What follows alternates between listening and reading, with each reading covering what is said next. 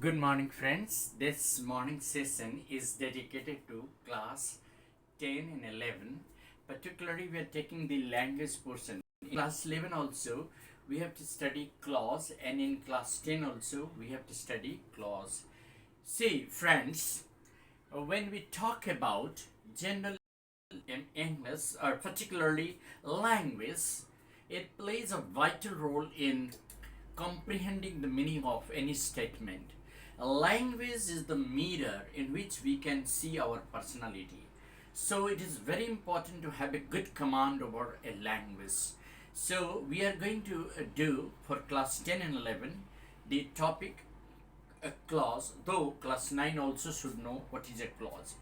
A clause is a group of words which includes a subject and verb, main verb. It forms a part of a sentence, but not it is not a complete sentence. Or we may call it a clause is a part of a sentence which has a subject and predicates of its own. For example, if I say the boy who stood first in the class is from DPS, the boy is from DPS is the main clause.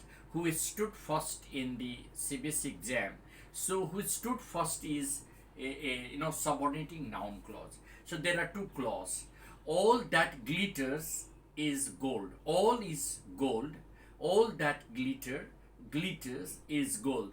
All is gold that glitters. So that glitters is subordinating adjective clause, and all is gold is main clause. So a sentence may have more than one subordinating clause or coordinating clause. Today we'll talk about one particular type of helping clause or subordinating clause, that is subordinating noun clause.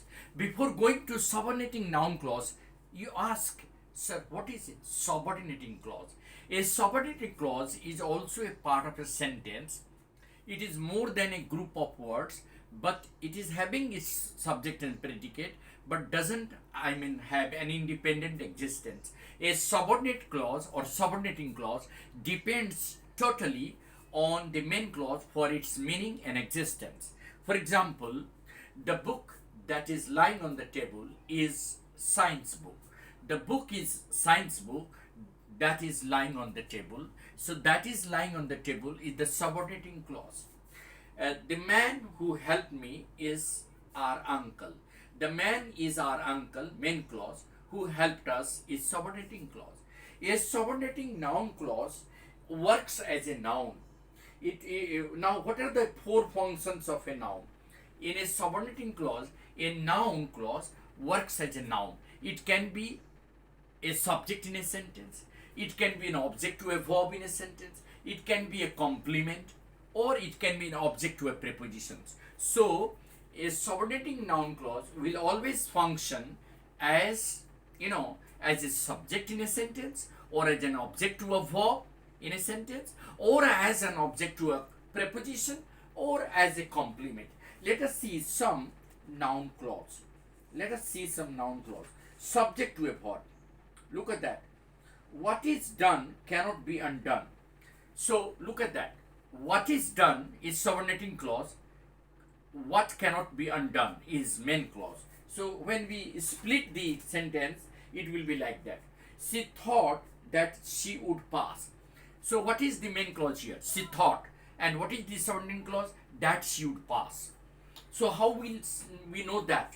Ask question. What did she think? The answer is that she would pass. So it is an object to the verb think. A noun clause is always an object to a verb in the main clause. So she thought that she would pass. Ask question.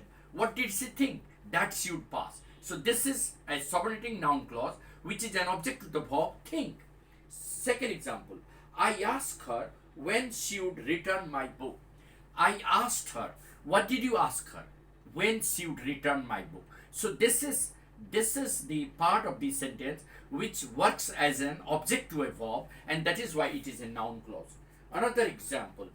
I always listen to what the teacher says. Yes, I always listen to is the main clause. What the teacher says is the subordinating noun clause. Ask question. What do you always listen to? The answer is what the teacher says. What the teacher So it is an object to the verb say. Similarly, and it is also an object to the preposition to. Similarly, yes, hoping that he would stand first, he worked hard. Now, hoping that he would stand first, he worked hard. Here, in that case, also, it is object to a participle. Hoping. What did he hope? He hoped that he would stand first in the exam. Then there is another one, that is a position to a noun. The news that he was killed is an accident remained secret. So here, just talk about that. Or the second one, the proverb that honesty the best policy holds good everywhere. So which proverb holds good everywhere? That honesty holds good everywhere. That is the phrase, and this is an apposition to a noun. Similarly, I know that he will not come. Now, this is again a noun clause, that he will not come, and it is introduced by a conjunction, that.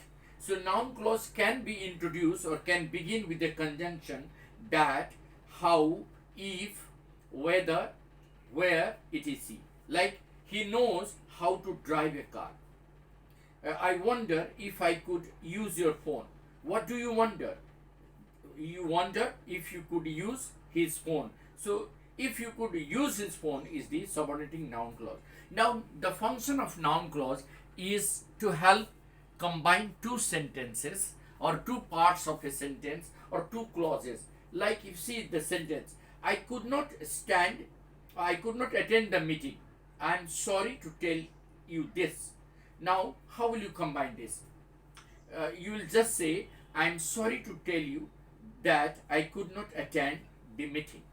The two sentences, I could not attend the meeting. The first sentence, I am sorry for that, can be combined together, that I want to tell, or I am sorry to tell that I could not attend the meeting. Second pair is, you have won the first. I am pleased to hear this. I am pleased to hear that you have won the first prize. I am pleased to hear that you have won the first prize. So noun clause can help combine two clauses into a sentence, or two parts of a sentence, or even two sentences together. So here you will see that a noun clause is being used to combine two ideas together. Let us take one more example. He is absolutely honest. This will be admitted by everyone. Yeah, his honesty will be admitted by everyone. And now using clause, that he is honest is admitted by everyone. That he is honest is admitted by everyone. Or that he is absolutely honest will be admitted by everyone. That he is absolutely honest will be admitted by everyone. So we have combined the two sentences into one. So noun clause always plays the role of a subject in a sentence, an object to a verb in a sentence, a complement, an object to a preposition, and an apposition to a noun or a pronoun. So that is how we define a noun clause. Thank you. In the next video, we shall talk about subordinating adjective clause and subordinating adverb clause. Thanks. Have a nice day. This is Mr. Edising on the channel is English by Edising.